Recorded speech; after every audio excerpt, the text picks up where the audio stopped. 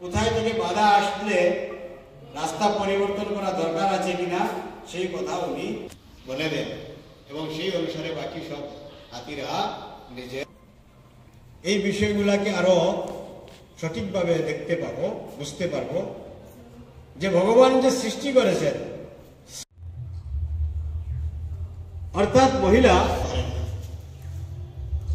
তাই তো আমাদের এই প্রাচীন দেশ মহিলাকে কি বলা হয়েছে? মাতৃরূপে সম্মান দেওয়া হয়েছে। স্বামী বিবেকানন্দ বলেছে ভারতে মহিলা মানে হলেন জননী। আর শুনছিলাম বক্তব্য, খুব কম সময়ে মাননীয় গৌরাঙ্গদা এত সহজ ভাবে মাতৃশক্তির ভূমিকা বর্ণনা করলেন। কৃতজ্ঞতা জ্ঞাপন করছি গৌরাঙ্গদার প্রতি। এবারে আমাদের অধিকারী শ্রীমতী দীপ্তি পরাশিয়া, ওনাকে অনুরোধ করবো কিছু বলার জন্য।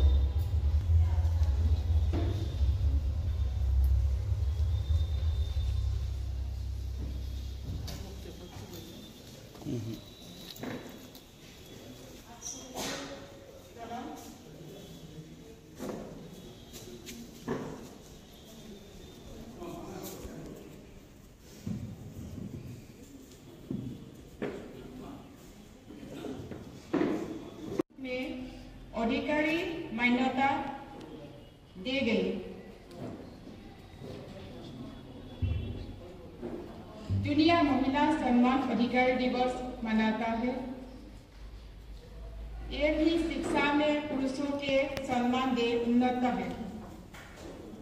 हमें उन लोगों के लिए जनमत तैयार करना चाहिए जिन्होंने इराक, ईरान और यूक्रेन से युद्धस्तर राज्यों में महिलाओं और बच्चों के खिलाफ अत्याचार किया है।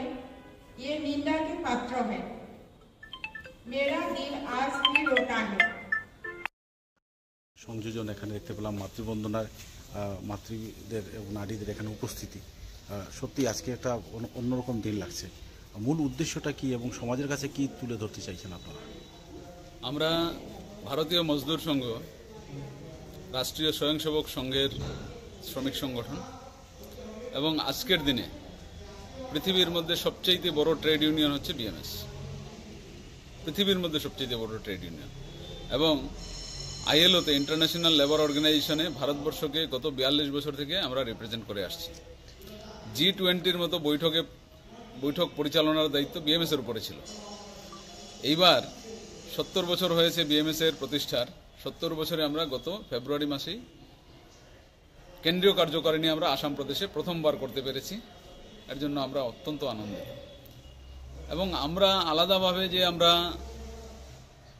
মহিলা দিবস উদযাপন করার কোনো প্রয়োজনীয়তা আমাদের মনে হয় না, কারণ ভারতবর্ষে ভারতীয় ব্যবস্থায়, সনাতন ব্যবস্থায় নারীদেরকে আমরা অনেক উচ্চ আসনে বসিয়ে রেখেছি।